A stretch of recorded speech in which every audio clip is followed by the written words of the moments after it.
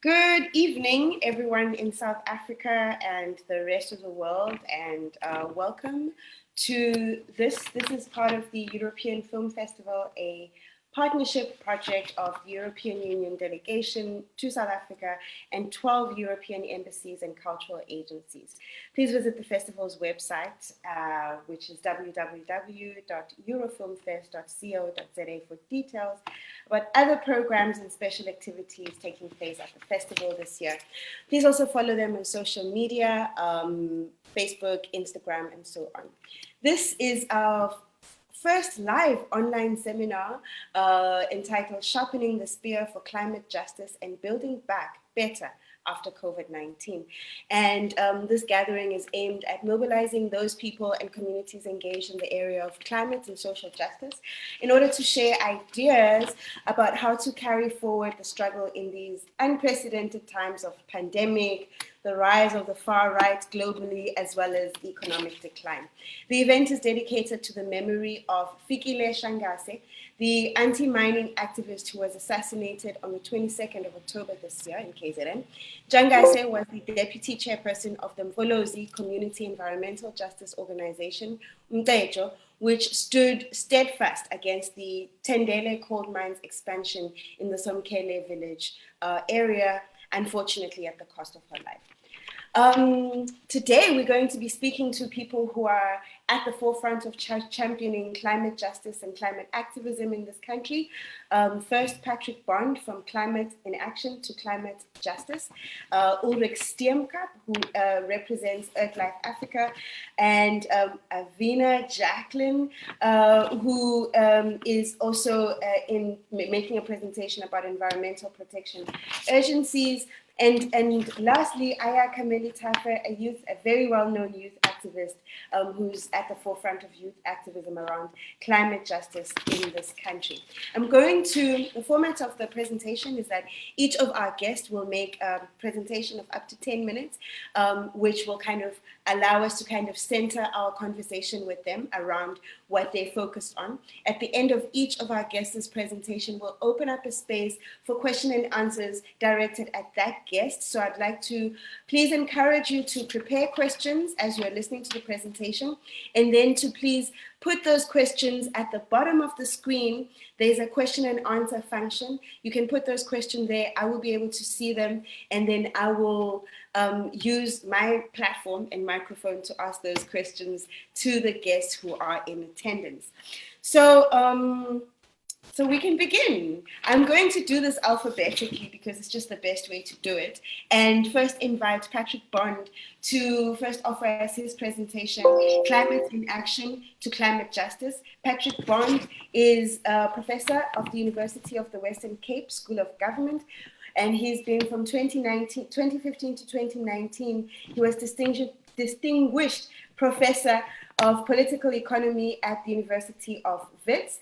And before that, from 2004, he was senior professor at UKZN, where he directed the Center for Civil Society. His research interests include political economy, environment, social politics, and geopolitics. He's published 23 books and been cited in over 12,000 scholarly papers on the topics that I've just mentioned. So, welcome, Patrick Bond. It is great to be with you, my dear friends, my comrades, the youth who will save us. I'm an academic, unlike others, who learns mostly from what activists do. So I really will be listening carefully. But I was asked to give some context. So it is very important, just like Tiny said, if you are able to see me, the share screen should pop up here. Is that coming up? Yeah, so Tiny mentioned Fikile Nchingazi, who was assassinated by thugs associated with the pro-coal lobby. There's a company in Johannesburg called Tendele. It's Petmin is the headquarters. And they want to expand in a place which is next to the oldest game reserve in Africa, the reserve called Mfolozi. And there you see the mine. And not only because she was more or less a peasant who was growing her own food, but she was an activist with her community, Mkeju, that Tiny mentioned, the Mfolozi Community Environmental Justice Organization. And in that respect, I assume you're getting the screen here of activists who protested at the Pietermaritzburg court in 2018, including Nchingazi. And they lost then, but they're continuing with very good lawyers and good allies all over. And one reason they can continue is that they're not simply against coal as a local problem. They've always been critical of climate crisis, partly because they suffered a major drought there. Oil and gas battlegrounds. And you can see there that there's a major coal seam that goes all through the eastern and northern part of the country, and opposition all over the place, especially the network called the Mining Affected Communities United in Action. And similarly, although Avena will really pick this up, offshore and then fracking gas represent another major problem. So these are some of the outcomes.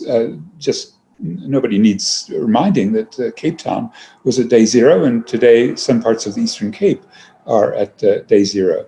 And at more or less the same time, this was March 2019 or April, that was the so-called rain bomb that hit Durban with 168 millimeters in 24 hours. Some of us saw the wealthy that got hit on the beach in Amanzimtoti, and President Ramaphosa himself ended an AU meeting a bit early to come down to commiserate with the wealthy owner of that house on Amanzimtoti beach in South Durban. Nearby there was chaos on the road that goes by the old airport, or in Chatsworth, housing just collapsing, houses collapsing all over Mlazi. In fact, 71 people died because of being too close to the Mshletazana River, the Mlazi River, the Sipingo River, all of those rivers.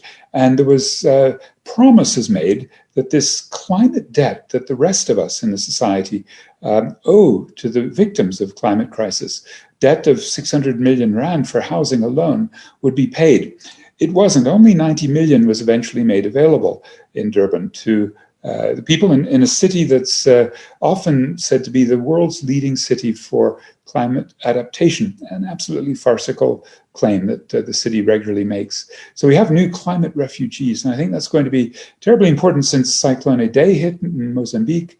And of course, we're not situated very well with our working class, still exhibiting signs of xenophobia to welcome those climate refugees.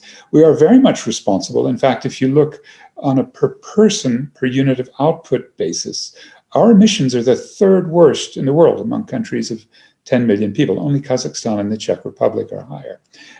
So what should we do? Well, these are two of the scientists who suggest that the global north, and let's be frank, some of us, myself especially with my platinum card on SAA for too many years, we are in the global north, and we need to reduce our emissions 10% a year.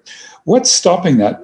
The scientists will tell you there are some, let's say, frictions associated with making the major changes, but there is one thing we can all do, which is lower the curve, right? We need to flatten the climate curve the way we tried with COVID-19. And it's political will that does it. So let me give you a quick sense of where that's coming from. Climate activists in two traditions, climate action and climate justice. And Greta Thunberg is an incredible big tent activist who's brought, including her allies in the US, the Sunrise Movement, allies in Britain in Extinction Rebellion, allies in Germany in the group Ende Gelände. This is the youth and the German activists in June of last year, before the virus hit and activists were out all over blocking the coal mines in the Ruhr Valley in Germany, right? So this is the kind of climate activism of courageous young people all over the world. And it's just the beginning. Today, coal, tomorrow, capitalism, to reflect that this is something that is a crisis so severe that we can't expect the profit motive. Now, we've had indications of this movement coming to South Africa. There's even in Umhlanga, right? There's Umhlanga in, there's Cape Town, this is in 2019, Durban in 2019, in this big September 2027 climate strike. Port Elizabeth, another big strike there. In Johannesburg, in Sandton, in the Sasol office, the second biggest emitter after Eskom. Again, back to Cape Town to connect the dots to food. And again, like the ocean, it's the youth who are rising. So I'll conclude, I know I'm close to 10 minutes now, that we have a specific responsibility, in part because We were there through our then President Jacob Zuma, at the key meeting, the Copenhagen Accord, where the United Nations was sabotaged by these 5 men. It was not just Zuma, but Lula da Silva from Brazil, Barack Obama, Wen Jiabao from China, and Manmohan Singh. According to Bill McKibben, one of the great climate activists, this was the dereliction of duty because unambitious and non-binding and non-accountable Copenhagen Accord provisions replaced the Kyoto Protocol. As Bill McKibben put it, this is a league of super polluters who blew up the United Nations. And the greatest climate negotiator, I think, from Africa, certainly, Lumumba Diaping, who led the G77 coalition of poor countries, was very explicit that this was a Copenhagen Accord in 2009 that was so catastrophic it could be described as a Holocaust. What is Barack Obama going to tell his daughters? That their Kenyan relatives' lives are not worth anything? As Martin Wells, a journalist from Cape Town who was there, recorded, Lumumba Diaping blamed African delegations for conceding far too quickly, and he particularly blamed the South Africans with Jacob Zuma for signing on to this deal. Now that's just gotten worse and worse, including in Durban at the COP17 in 2011. But then came the COP21, which was Paris. And I'll just conclude, because with Donald Trump, finally, you're fired. It looks like the United States will quickly re-enter the Paris Climate Agreement. But I'm going to make the argument that the activists need to step up, because that's not enough. This is an inadequate, insufficiently ambitious, and non-binding deal. There are no accountability mechanisms. When Trump left, there was nothing to prevent him. There's what we call a privatization of the air, carbon taxation that is unfortunately injudiciously applied. You saw a big movement in France and another one in Ecuador as a result. And carbon trading and offset gimmicks have taken their place. The climate debt that I've already mentioned, I certainly owe to the victims of climate change. It's completely written out of the Paris Climate Agreement. We don't have a just transition to give us jobs. We also need to get rid of the intellectual property restrictions that prevent getting good technology here. We've got to bring in the military, the maritime, and air transport. Those are left out of Paris. And we need fossil fuel owners to leave the gas, leave the coal, leave the oil under the soil, and to revalue these stranded assets, this unburnable carbon, accordingly. We do have these movements. I'll wrap up now, but 1 million climate jobs is one from AIDC in Cape Town. There's a network called the Climate Justice Coalition that also includes some of the big labor movements, SAFTU, as well as 350.org and community movements. And then there's a climate justice charter that's also being developed. These are the sorts of things that give me enormous hope and faith that in a place like South Africa, there were certainly the climate villains, and we have way too many climate victims. These are some of the books I've written to pay testimony to how extraordinary the activists are, and how I hope they, and especially the youth, will pull us out of it. Thanks very much. Thank you so much, Patrick. As I said earlier in my introduction, I'd like to open the space for those who have joined us to ask you questions while your presentations and your contributions are fresh on everyone's mind.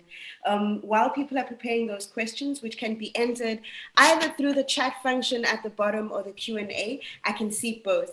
A really interesting thing that you touch on, and which has become very apparent right now, is that firstly, the most critical social justice struggle of our times is climate change, but also that there's a way in which the struggle for the struggle for climate justice is linked to other struggles for social justice.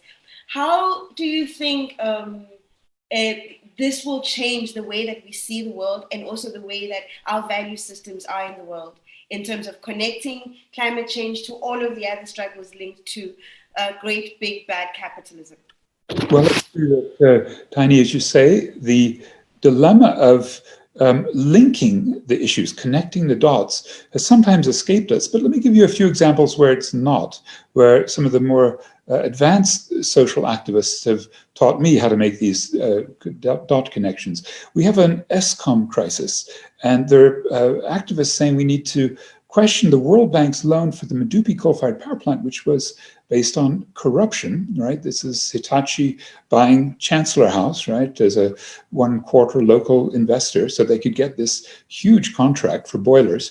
And it seems to me that's one of the areas where connecting the dots to corruption, since all of our capital-intensive, carbon-intensive projects can be attributed to the kind of characters in ESCOM, the Brian Molefe types, in Transnet, Siabanka Gamas, who were absolutely explicit in doing terrible deals with Western companies and banks. Hitachi and the World Bank are very openly guilty here, but also the East and the BRICS. And I mentioned particularly the China Development Bank, which funded China South Rail to sell Gupta-connected locomotives, whose purpose is to extract and export 18 billion tons of coal from the Waterberg through Richards Bay, right? Just absolutely insane. It's the single biggest project in the country at 800 billion rand. When I see people in Soweto who are trying to reconnect their electricity because they've been cut off because the prices are too high because of this corruption, going into coal-fired power plants or coal export lines,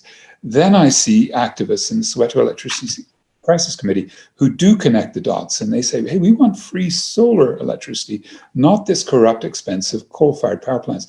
You know, you could go through a few others like the agriculture sector, where activists in the food sovereignty movement are some of the key climate activists in the Climate Justice Charter, with food co-ops, with organic agriculture, localized movements. You could go and look at housing activists who want to see their structures retrofitted and to be, insulated and to have solar energy and solar hot water heaters. You can find activists who are critical of overconsumption or of disposal. There's a zero waste movement in this country.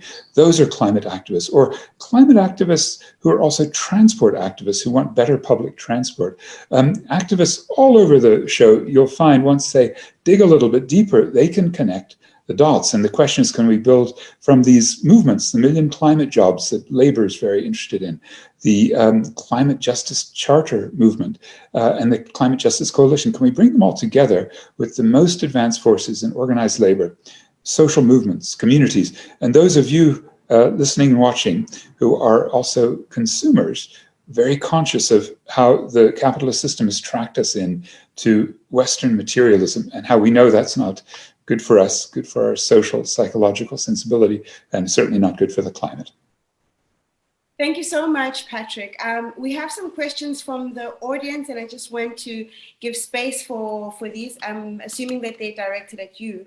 The first one is from an anonymous attendee joining us who wants to ask, what should activists be asking or demanding from government in 2021, next year, that is of priority in achieving a JT? I don't know what a JT is. Please just transition, yes. A just transition. Great. So that's the question from Anonymous. Then Patrick Dowling asks us, in your view, what are the most effective ways of taking forward such a struggle to increase the political will of our leaders? They seem to have thick skins and deaf ears, even as the evidence of the climate problem mounts. And I think those are two questions that you could maybe approach at the same time before we move on to the next presentation. I won't. I'm going to give all those questions to the comrades who are following, because I'll be frank. If I'm a typical petit bourgeois, vain academic, my answer would be, the politicians must just listen to reason. And I have reason on my side. And that's true. I mean, we academics do, we study hard. But if you think that's the way to change power relations, you're wrong. And it's over to the activists to tell us how really to make change. Okay, we'll pass those tough questions about how to change the power relations. We're saving, thank you for that. And I would like to, at the end, open up a space for all of you to be in conversation with each other. And we are going to save Ayakha for the end, the most firebrand and the one with the longest time frame of activism ahead of her. So I'd like to now move on to Avena. Avena, is it okay? Can I move on to you? Avena's presentation is Environment Protection Urgencies. Avena is an environmental project manager and agricultural business founder with a passion for innovation, renewable energy, and conservation farming. She also has extensive Southern African and international experience, including in Denmark and the Netherlands. And she is doing a presentation representing Groundwork right now. So welcome, Avena. Thank you very much, everybody. Can you all see my screen? Okay, so our topic for discussion today is obviously on environmental protection. And I want to link this quite strongly to the water factories within Southern Africa, as well as the oil and gas developments and the impending climate crisis. I think Patrick has given us a very nice overview, the contextual overview within the country, and so I'm just going to jump right in. So as we know, a number of aspects are impacted on, and that is biodiversity, our carbon sinks, the strong link between greenhouse gases and our rising temperatures, the land availability, as well as a lot of the land issues, water, food, and of course, the strong link of climate change on the impacts on the most poor and vulnerable in our society. So the access to land, water, livelihoods, land displacement, the ability to self-sustain and produce food are key issues facing South Africans, as well as gender vulnerability. And so the big question we all need to ask is,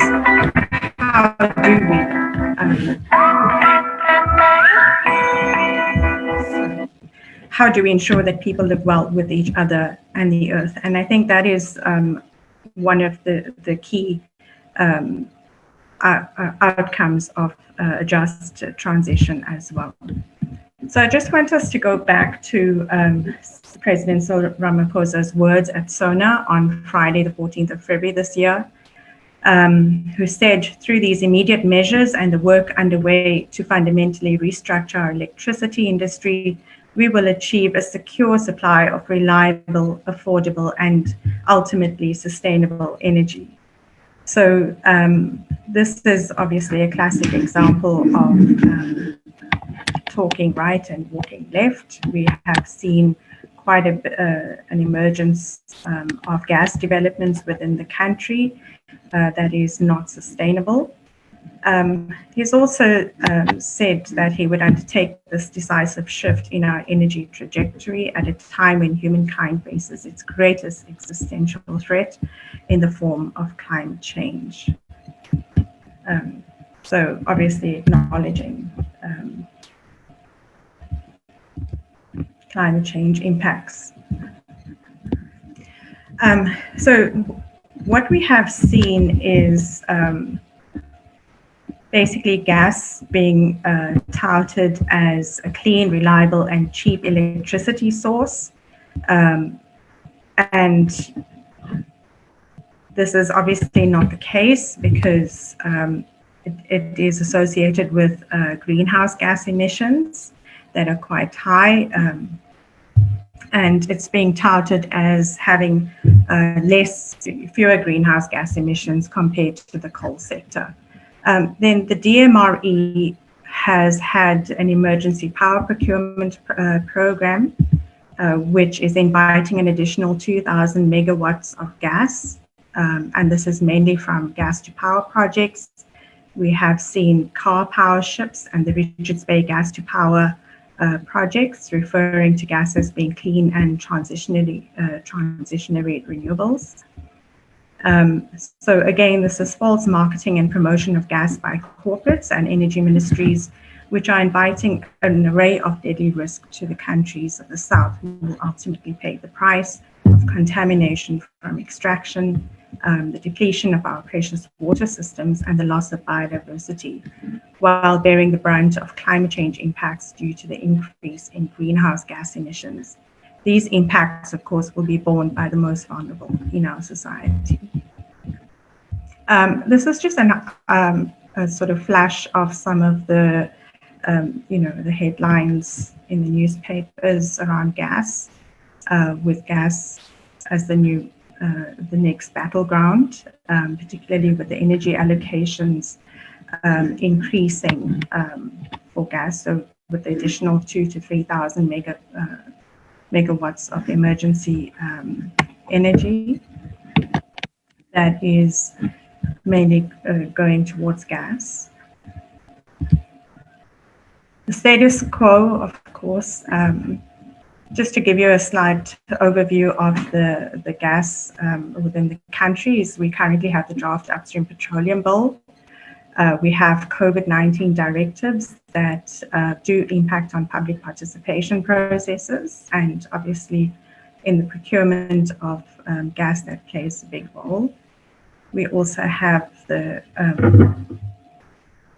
RMPP, which is your emergency gas procurement, power procurement.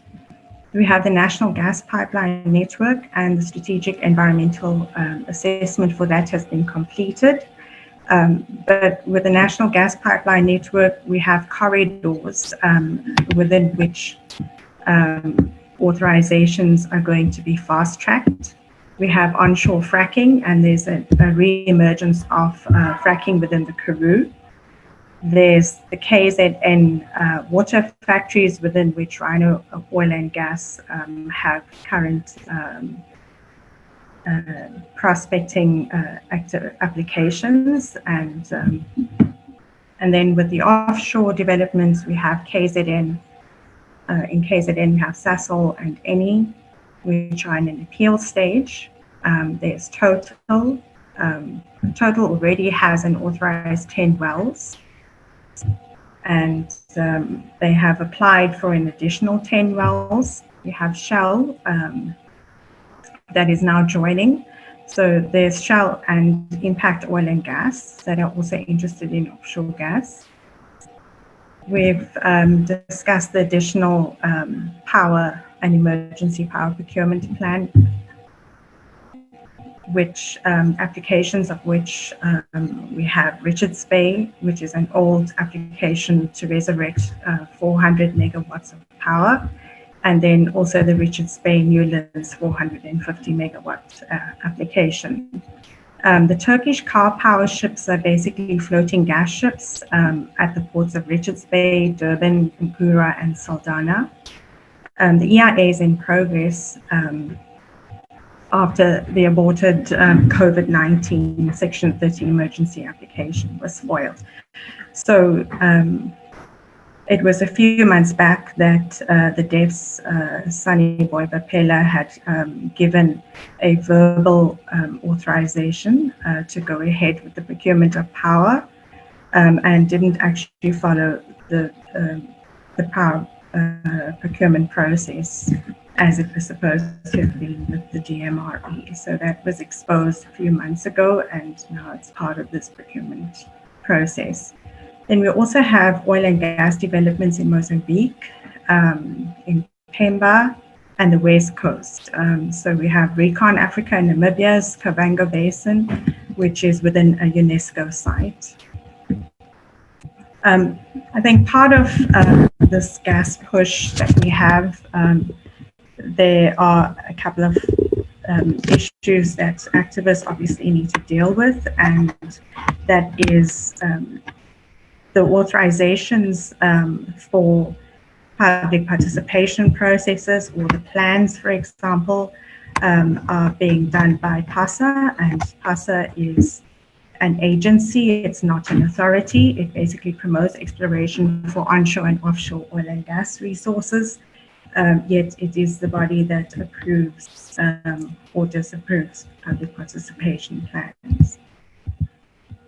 Okay, just to give you an idea, is that PASA also makes quite a bit of money out of your oil and gas applications. So, you know, it's obviously not okay to be promoting gas as well as authorizing it. If you go onto the PASA website, you will be able to see all the oil and gas applications, the current ones, prospecting right applications and mining right applications.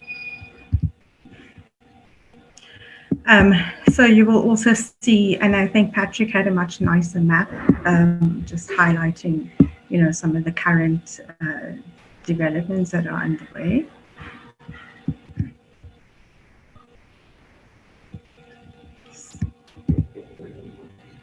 Okay, this is a map of the national gas pipeline network.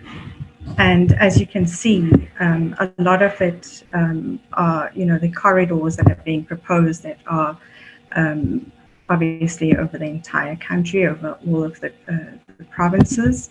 And what this means is obviously just not just gas, oil and gas infrastructure, but also possible displacement of communities. It does include a lot of the biodiverse areas within our country and strategic water source areas.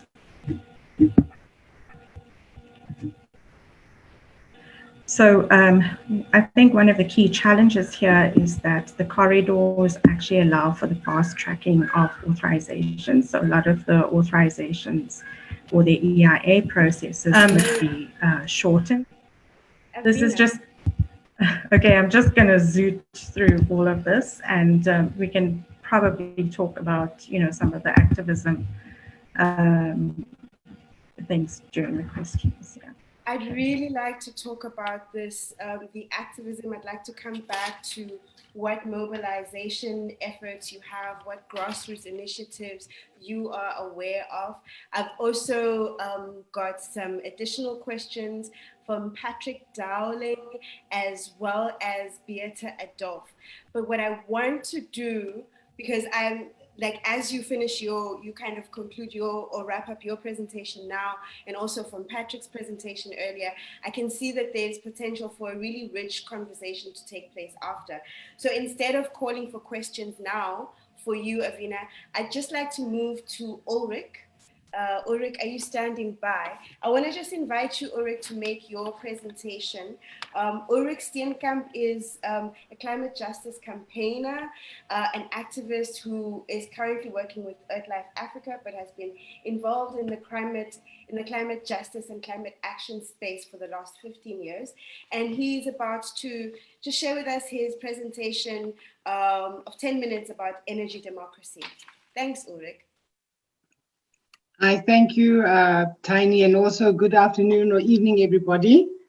Yes, I'm Ulrich Steenkamp from Earthlife Africa. I'm originally from the Karoo, like you've seen that the previous speaker has spoken of that they want to try and frack. So yes, I'm one of those that are really much opposed to it. I was a community activist, going about fighting these things that they're trying to destroy and coming with the ideas of jobs.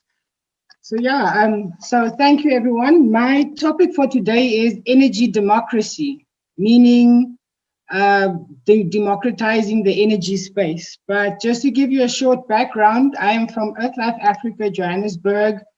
We are an environmental justice organization established in the late 80s, in 1988. The core focus of Earthlife Africa is climate change, and then in the South African situation, our biggest contributor to climate change is our energy sector. So that is why we focus on climate and energy.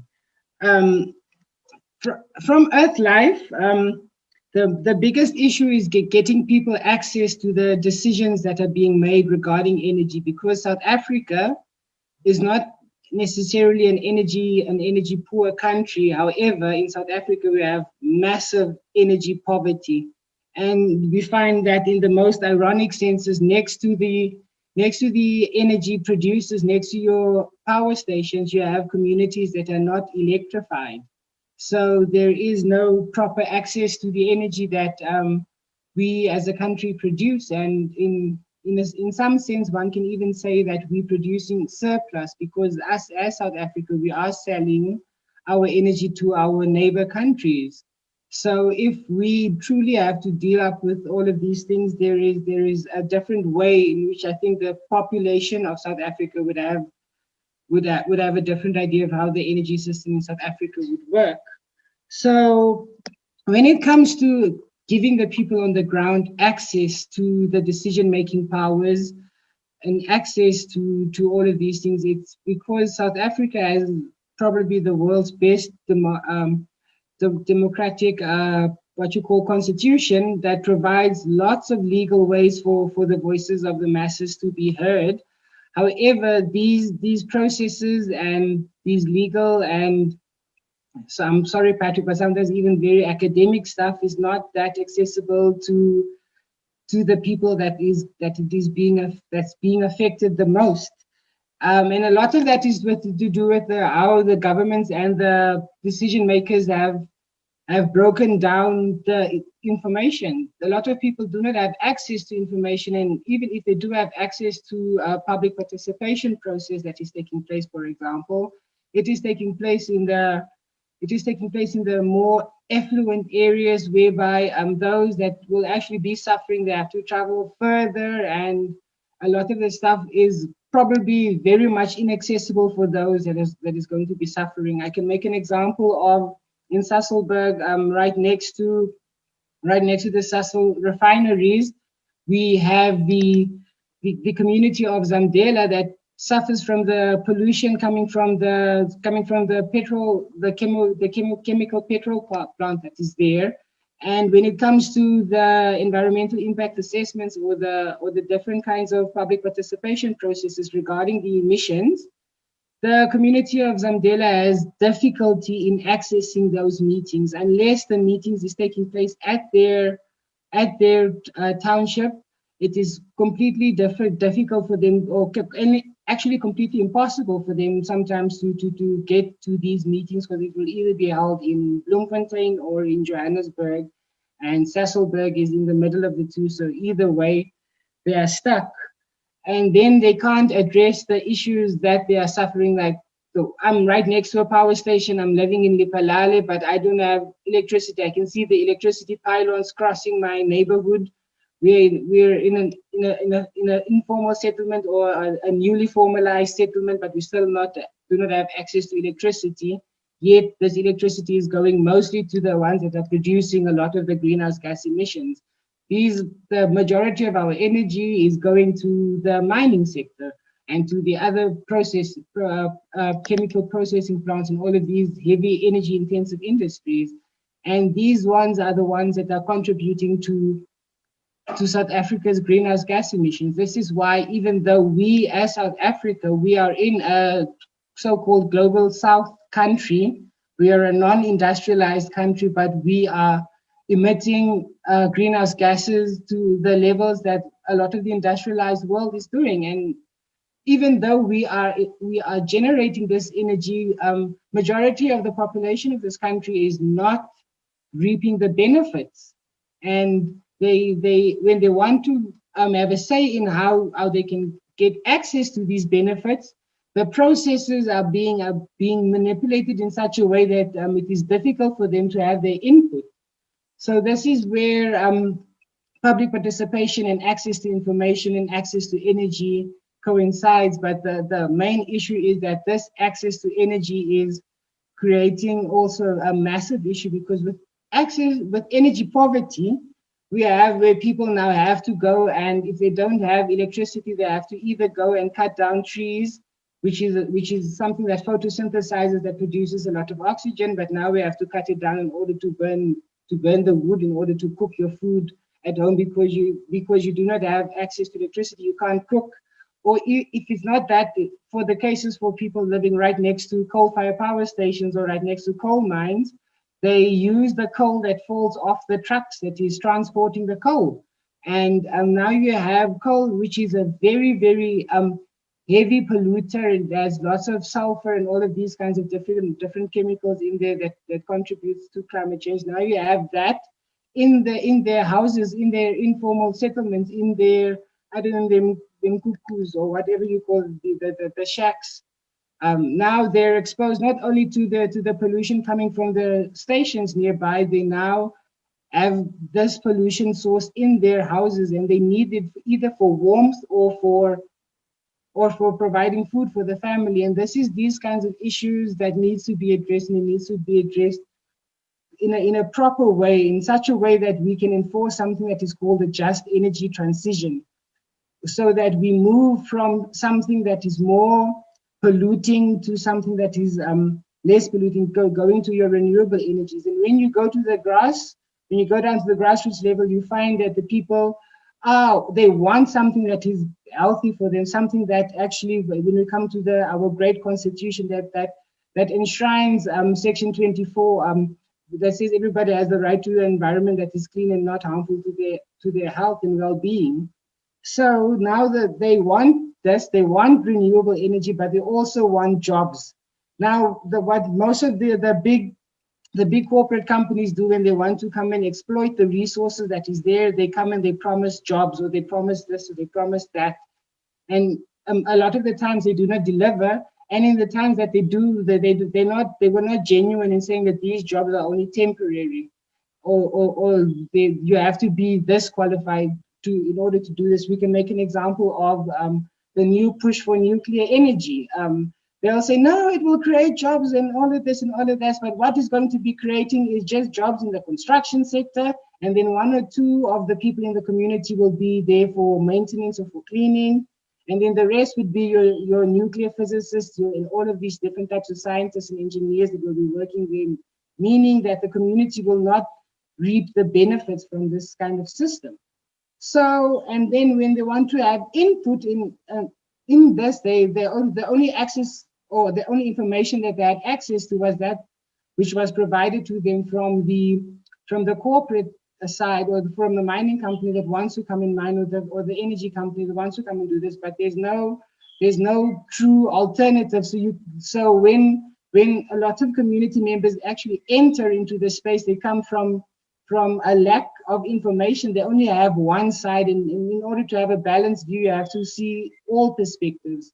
And this is something that is lacking when you go down to the grassroots level. So this is where organizations such as Earthlife Africa and Groundwork and a lot of other different NGOs, where their work is important, whereby they go down and disseminate this kind of information and knowledge to the different communities in which they work, so that the people at least have access to the information which is rightfully theirs to begin with, because we are supposed to have prior and informed consent before anything is going to go down in your neighborhood. But in most cases, that is not told to people. The only thing that people get to know is there'll be jobs.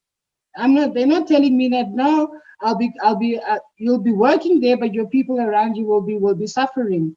And I can make examples of all of these things. Like, a lot of people might be working in a coal-fired power station, but a lot of the people around there will be suffering from air pollution, so much so that if they now want to go and apply for jobs, they might have the right skills, the right qualifications, but when it comes to health checks, they fail, because the pollution that is coming from the place where they actually want to work has impacted them so that they cannot qualify when they have to go for a health screening. So will this power station, or this kind of development, be actually helping the kind of people or not? And it is these kinds of things that needs to be spoken of. And then people push forth ideas of, no, we have to go with renewable energy. Yes, and renewable energy is a brilliant, brilliant solution, but we must be careful in the fact that we should not let it become another replacement where we have just another corporate industry running the show, and there's no input from people that will be actually affected by it, whether it is good or bad. And when you go and you ask people after giving them information, or you go to ones who actually are more knowledgeable on these facts, they'll say that, no, what we feel as a community, or what we feel as activists coming from this area, what we would like is more socially owned renewable energy resources, meaning they either want to own it themselves and be able to operate and access it or apply it to the grid. However, sometimes, or in most cases, that there's no legal framework for such a thing to happen. Therefore, when we want to have this just energy transition to ensure that we do not to contribute more and more to climate change, we have to put into cognizance that these people also want to have access. They also want to be a role player within the energy space, and they want to gain all of the benefits that is there. But unfortunately, there's sometimes lacks and there's gaps that does not allow for this to happen. And this is where our system is a little bit askew, because it favors the rich over the poor. It favors those that live in Sandton versus those that live over Soweto. If I can make a local example of me here in Gauteng. Yeah. But that is more or less what I wanted to convey. So I'd like to hand over to Tiny. If there's any questions or comments, I would be more than happy to respond. Thank you, everyone. Thank you, Ulrich. And in fact, on your last point there is question/comments that came from Patrick Dowling, where he says, is the uptake of renewable energy not inherently more just that, continuing with fossil fuel-based energy? And I think there's a way in which you kind of touch on that, and I'd love to elaborate on this some more. But I want to bring in Ayakha, allow her to introduce herself to the audience, and then I'd love to invite Patrick, Ulrich, and Avena into a kind of conversation where we also engage with the questions, the amazing questions we have from the audience. Now, Ayakha Melithafa is an environmental activist and a student at the Center for Science and Technology in Khayelitsha. She's one of 16 young people, including Greta Thunberg, Alexandra Villaseñor, Carl Smith, Katarina Lorenzo, who filed a complaint to the United Nations Committee on the Rights of the Child for failing to adequately address the climate crisis. Melithafa is also, Ayakha has also contributed to the Project 90 by 2030. You Lead Initiative, a South African organization committed to a 90% reduction in carbon by 2030. She was recruited by Ruby Sampson last year to join the African Climate Alliance Youth Spokes team, where she was given opportunities to do presentations and attend conferences and other climate action events. And she also serves as a recruitment official for the African Climate Alliance. Ayakha, welcome. Thank you for that very interesting introduction. Wasting no time, let's get into my presentation. Okay, let me share this quickly. Okay, so I'll be talking about youth activism, especially in the climate justice realm. Let me start more about introducing myself, even though you already have introduced me. I became an activist after my family and community got severely affected by a drought that hit the Western Cape. And I was so confused about what was causing this drought because it was so unnatural. That's when I got bombarded by all of this information about climate change, confirming that global warming is real, and just telling us that our world is ending, yet we see that a limited amount of people are doing something about it. After that experience, I decided to join Project 90 by 2030, which is a social and environmental justice organization inspiring and mobilizing society towards a low carbon generation. That's where I definitely learned most of my vocal capabilities. They taught us about social engagements, how to use social media effectively.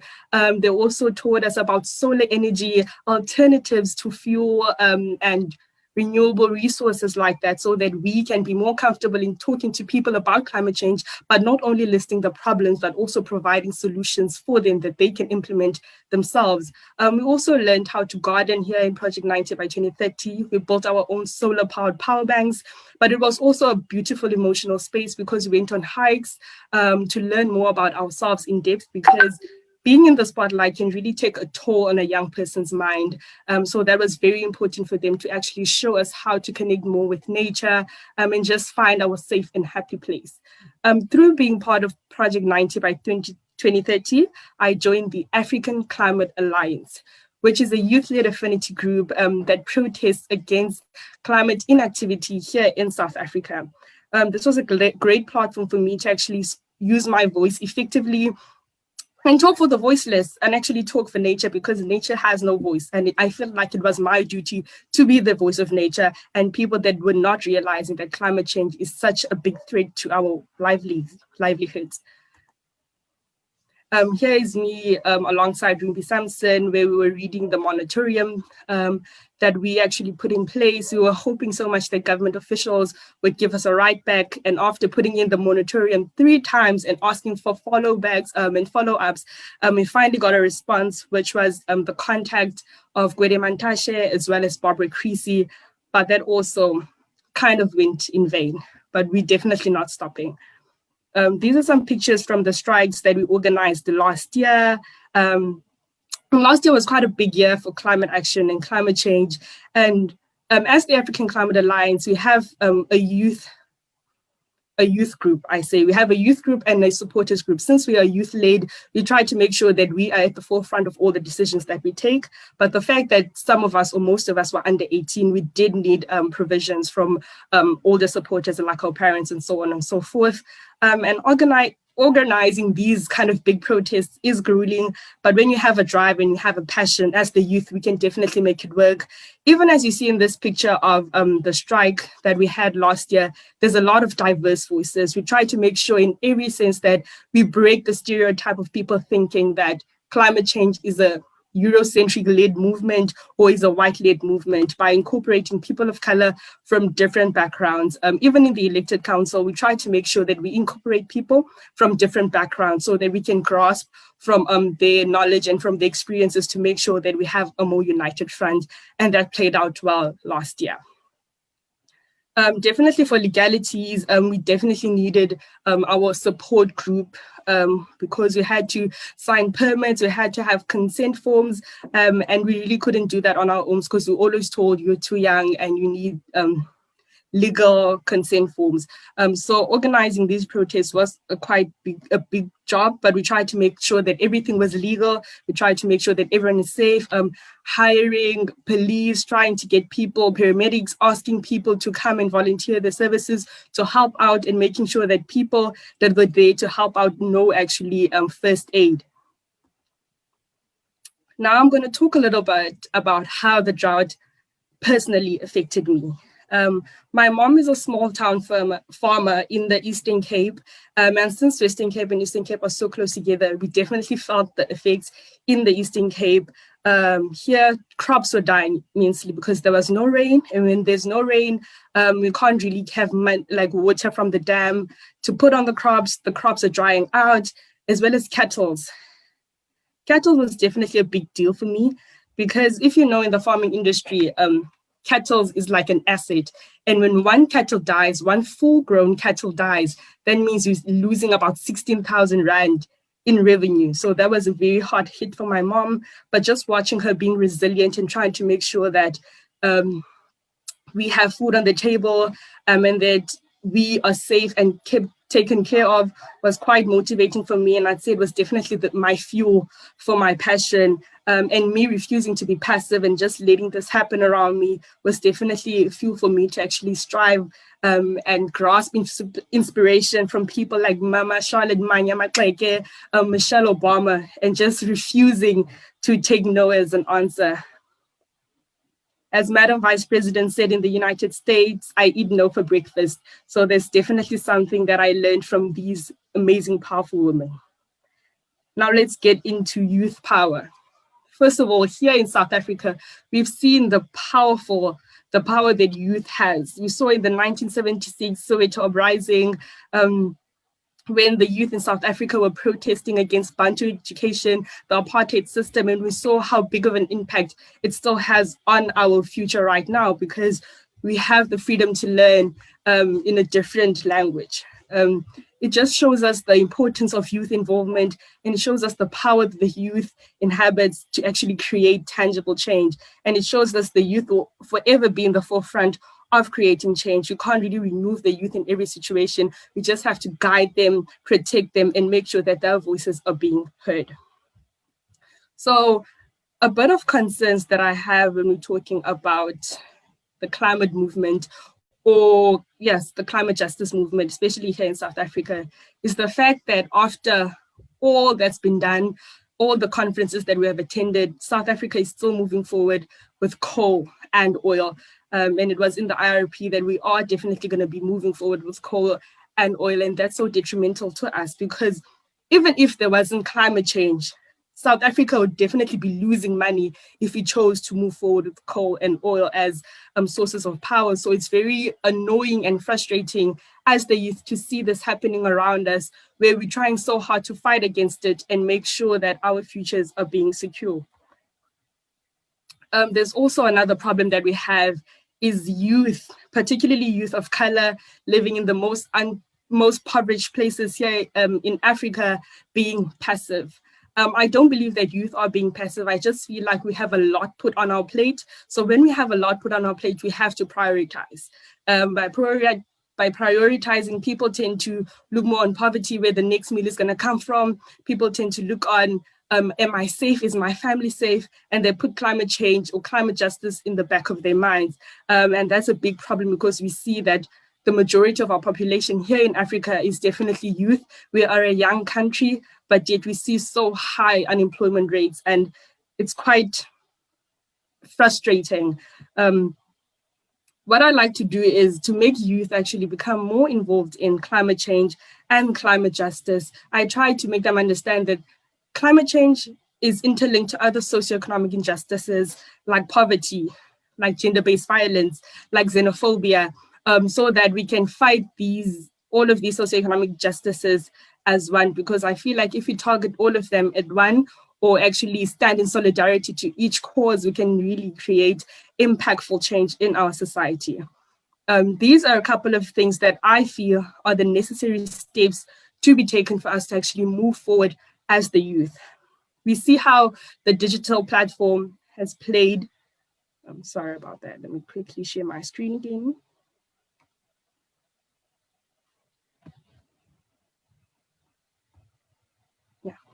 We see how powerful the digital platform has been since we've been stricken by COVID-19. And I definitely feel that we can still use that to put pressure on the president, put pressure on government, just to put pressure on corporations for them to know that we know what you're doing and we will not stop until you take the necessary steps, until you follow the Paris Agreement, until you actually take our lives seriously. And another way of pressuring the government is being part of legal court cases. For example, there's a legal court case that's being held right now by the Center of Environmental Rights called the Deadly Air case. And you can support that just by being an ally, a friend to the court, or actually you and your organization, if you have organizations, by being a complainant in the court, to just build the court and make it more stronger, so that we can actually oppose the fact that South Africa is moving forward with coal and oil. Something else that we can do as a collective, I'm trying to speak collectively here so that we can have faster change, because I understand that everyone has a role to play, and every little thing that you do counts, but we don't have the time, unfortunately. So we have to move as a collective to make sure that we get the tangible change in time. Another thing we can do is we need more adult support. We need adults to show up to protest. We need adults to encourage each other. We need adults to encourage their children to be more active in this field, especially teachers. If teachers can educate themselves on climate change and tell their students about climate change, it will be way easier for us to actually make tangible change. But then we find that some teachers don't even entertain the constitution of climate change, and that's so grueling because they have their own kids at home. The last point I'd like to focus on is actually voting for parties that promise strong action on climate change or have a specific green focus, because I feel like that's the way we can target politicians to change their mindset on climate change. Because we see here a lot of people, a lot of countries signed on to the Paris Agreement, but we see that they aren't really holding up to it. And that's very bad for us. It's harmful for us. And I definitely feel like if people that have the power to vote, if we focus on green parties, people that actually are promising something green for our future, that will be a way for us for infiltrating the politicians and convincing them to change and switch to a more renewable and green economy and green world. I also think that a way that we can really impact change and move towards a green economy or green and more sustainable world is if we target the system of capitalism. But we know that capitalism disguises itself. We know that it's been running over and over, and the rich get richer and the poor get poorer. And that's quite grueling.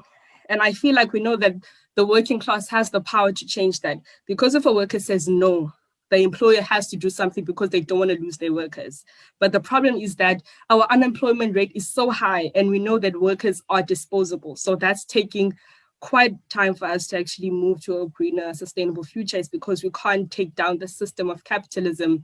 But when we realize that the power is in our hands, and that we have the power as civil society, as just people on the ground, the working class, if we can actually stand together and sacrifice what we can, we will be able to change our society and live for a better future. We see youth are standing up all over the world, in Nigeria and SARS in Liberia, so on in so many African countries. We are saying no as the youth, and that is so important for us to move forward in the correct and direct way.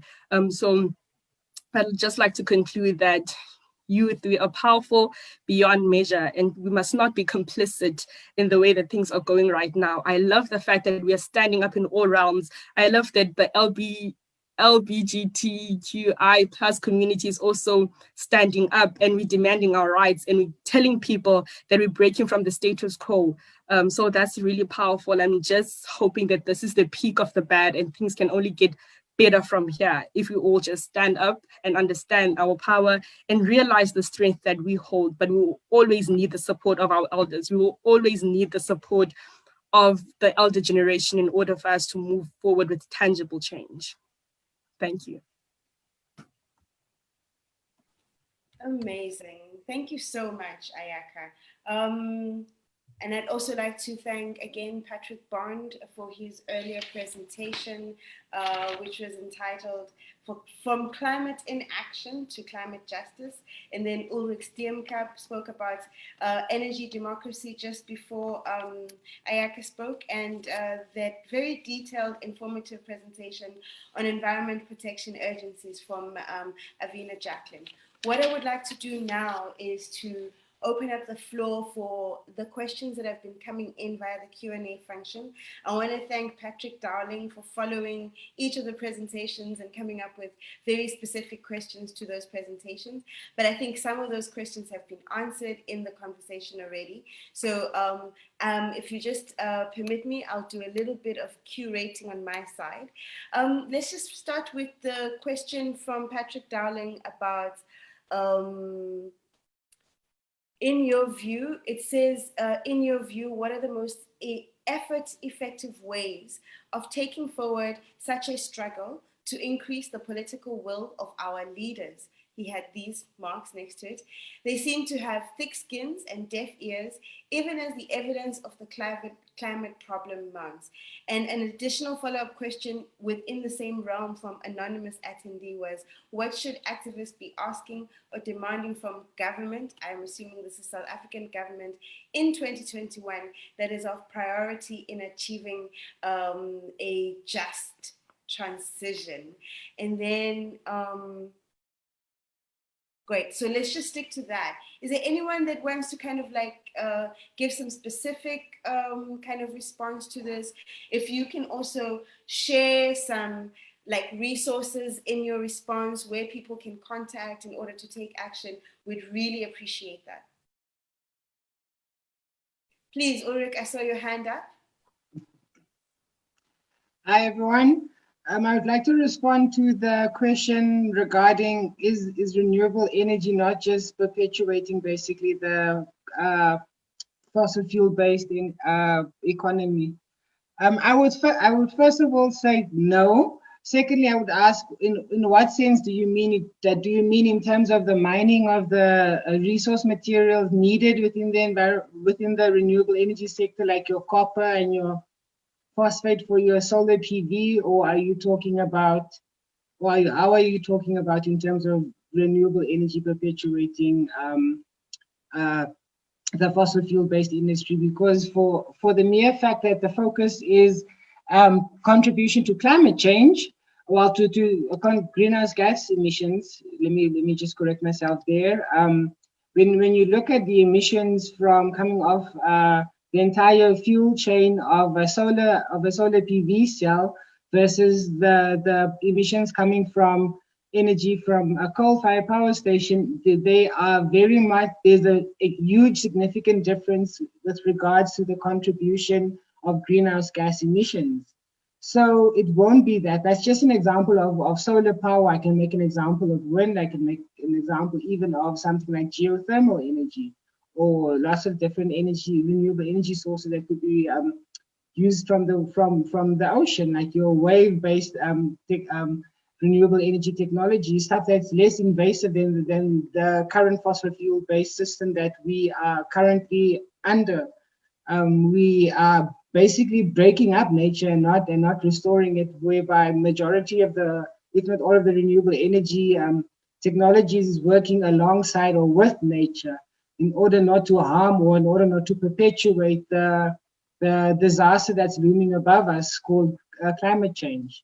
And just to add as a little bonus tip, when they say globally the average temperatures will rise by 1 degree, in most sub-Saharan African countries, that is, you can multiply that by 2. So if they say it's going to be warming by 1 degree or 1.5 degrees, you'll see it will probably be rising around 2 or 3. A great example would be the Northern Cape or countries like Botswana and Namibia. They would really suffer by just 1 average degree rise. So you cannot tell me that this is a perpetuation of something that is leading to climate change. For me, it's a clear and definite no. So yeah, that's just my first response. Ulrich, would you like Patrick to kind of come in, if we kind of allow him to speak, just so he can clarify his questions, and then we can move on? Is that cool for you? Sure, definitely. That would be good. Yes. Patrick, they're going to give you talking permission. So if you just want to maybe come in there, clarify, so you and Ulrich can be in conversation, and it can also open our own perspective. Patrick? Okay, thanks. Hi, can you hear me? We can hear Hello? you. We'd love to see you, but no pressure. You wouldn't, I promise. No, my question was really, I think, more about the idea of renewable energy being inherently more just than a fossil fuel-based economy, and that should one inhibit its development because it might seem to be on not a specifically just transition trajectory. You know what I mean? So is that something that one could tweak on the way, so that as renewable energy was being installed, taken up by various interest groups, some of them possibly capitalistic in nature, should one allow that to happen or resist it because it wasn't specifically done on a just transition ticket? Because in my view, allowing some of the coal stuff to continue is itself unjust, and one doesn't want that just to be tweaked by promises of jobs and so on. Yeah, it's a problem I'm wrestling with in my mind here, and I would like to get a younger viewpoint on that. Thank you. Okay, so yes, in a sense, a lot of the renewable energy technology is in and of itself more inherently just. The issue then, the problem comes with getting how will people then get their stuff on the grid? Will it just be your IPPs, your independent power producers that will be allowed to get their, meaning it will only, English work with me tonight, will mostly be working with corporates and not with the communities or with your smaller role players. So in terms of that being just, it is way more just. But the thing with the just transition, when it comes to with the working sector, the civil sector, at those that are working in the coal sector, for example, there are renewable energy technologies that would allow for a just transition, whereby the skills that they have within for example, in the coal-fired power stations, they're easily transferable to something like a concentrated solar power station, whereby the ones that works in the boilers in the coal-fired power station, they can just move over and work in the boilers in the concentrated solar power station. So there is that, but our country used to lead in concentrated solar power, but we opted not to include it in the extension of our IRP. So for one reason, they said it was for financial reasons. However, there's been talk of nuclear deals with Russia that could amount to 1 trillion or more, which is way more expensive than what concentrated solar power stations would have costed.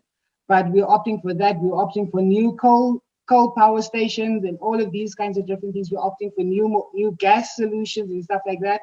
However, we are ignoring the fact that South Africa has abundant renewable energy resources. I mean, people come to South Africa to experience the African sun. We've got lots. The issue is on who will benefit. So you shouldn't go and tweak it along the way. What you should do is from the onset, you should allow small role players more access than greater role players, because the aim of a just transition is a just transition. There has to be justice involved. You can't basically now move from a fossil fuel based system to a renewable system, but the powers that be remain the same. You still have your big corporate that was controlling the coal and the nuclear sector, for example, and the gas sector. Now they're controlling your solar sector and your wind sector. So that is something that you can't go and tweak later on. It is something that has to be done now, and it has to include the ones that will either benefit or be affected by it. So this is where my point of an energy democracy that has to work properly, and everybody needs to be informed and have access to that. So it has to be from the start. You can't go and tweak it at the end, because then majority of the damage has already been done. So rather, when you're doing it, do it now, so that you know it's just from the get-go, instead of getting to your justice at the end of the road. Yeah. So yeah, I hope that's answered your question more thoroughly. Thank you. Over to you, Tiny. Thank you, Ulrich. You have to excuse me. It's time for azan in my neighborhood. So if you can hear the azan in the background, I hope you take it as an opportunity for you to contemplate deeper as well. But the show must go on. So I'm also aware that we all made kind of specific time commitments. I want to thank firstly everyone for making the time to attend this, but just to warn you that I'm asking the last question now. A really interesting one from the audience was about, it's from the ACA team, and it's maybe taking it out of the very, very specific climate change, deep research and science and economics as well. It says, so far a great presentation, Ayakha. My question is, when met with situations where people on the ground are mainly blamed for the state of climate, like eating meat, population size, buying new clothes, etc. How do you respond, and what do you personally feel? So this is basically a kind of rhetoric which puts the responsibility for climate action on the consumers and not on the system and the producers responsible for the system. What is your take on that? And just as another thing that came from Patrick was, in view of the youth, how would they like older people to support the climate struggle that they, the youth, are likely to experience most acutely? And that's basically it. If you could kind of address that, Ayakha. I mean, that's actually a great question, because we do find that in this space of climate activism, normally the consumer gets blamed for creating all of this madness. But we know that corporations contribute the most to climate change, and we can't really blame the consumer, especially a consumer that is poor or a consumer of color, because if you're living in the shacks in Cape Town, you know that you can't buy new clothes every single time. Kids are lucky to have one pair of shoes at the end of each year. We know that we're supposed to save electricity. We don't have the luxury of just having lights on the whole day. Even when we're buying items from the store, the bowls that we have, the saved like margarine bowls, we don't throw that away. We actually use it. You put sugar in that bowl, you put coffee in that bowl until it actually loses color. So we definitely know, understand the very beings of actually living sustainably and renewable. Especially in the context of talking about the marginalized people and the people that are living the poorest here in our country. And in reality, those are people of color. We know that we aren't the ones that are contributing the most to climate change. That's definitely a given. We aren't the ones that are contributing, because we have been growing up in these conditions, and these conditions aren't allowing us to exploit the energy sector. They aren't allowing us to exploit our environment. We have been taught from a very young age to respect the environment and live a very low costing life. So I feel like this question could be actually people of corporations or people that are actually contributing the most to climate change, blaming the consumer isn't the way to go, because why would you produce an item, sell it to people, make it marketable, and make them understand that they need it, just to blame them for consuming it? So I definitely feel like it's unfair for the people in power to blame the consumers for these kind of big problem. I don't know if that answers the question, but that's just my take on that question. And the second question, what was the second question? Sorry. Oh, you muted, Tiny. So sorry. What do young people want older people to do to act in support of the climate struggle, which will most acutely affect young people? That's actually a lot that the older generation can do, because right now we see that the power is in their hands, in the fact that they have the power to actually make legal change in terms that they can vote. They're the ones that are providing for families, so they have more of a say in these global matters.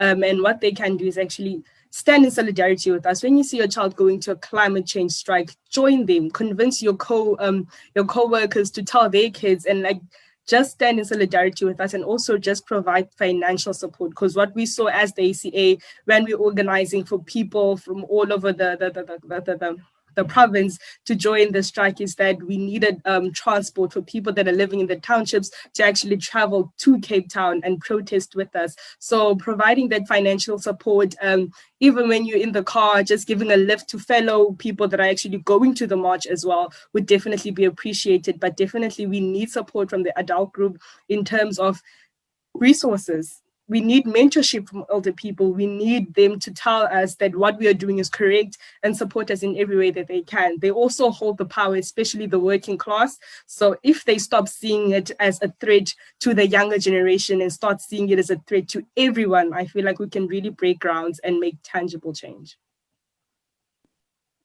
Super.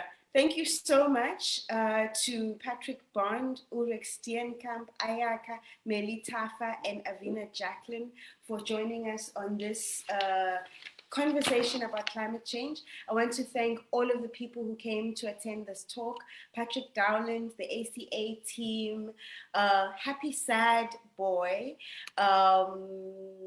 and Beata Adolf. All of you for contributing your questions. It's unfortunate that we couldn't go through all of these questions, but I hope that you also take the opportunity to follow our guests in the work that they do and engage with the activism and support the work that they're doing in grassroots mobilization. I also probably don't need to say to all of you here, but the European Film Festival is screening a feature-length documentary, I Am Greta, which is the only film out of the 12 films of the festival which is paid. The fee or the ticket price of 50 Rand for that film, the proceeds from those sales are going to go to climate justice initiatives. So if you can promote and share that, please share. The European Film Festival is a partnership project of the European Union delegation to South Africa and 12 European embassies and cultural agencies. The festival ends on the 22nd of November. Please visit the website www.eurofilmfest.co.za for details about other films and special activities taking place at the festival. But also please follow the festival on their social media platforms, Facebook, Instagram, and Twitter. And thank you very much for your time.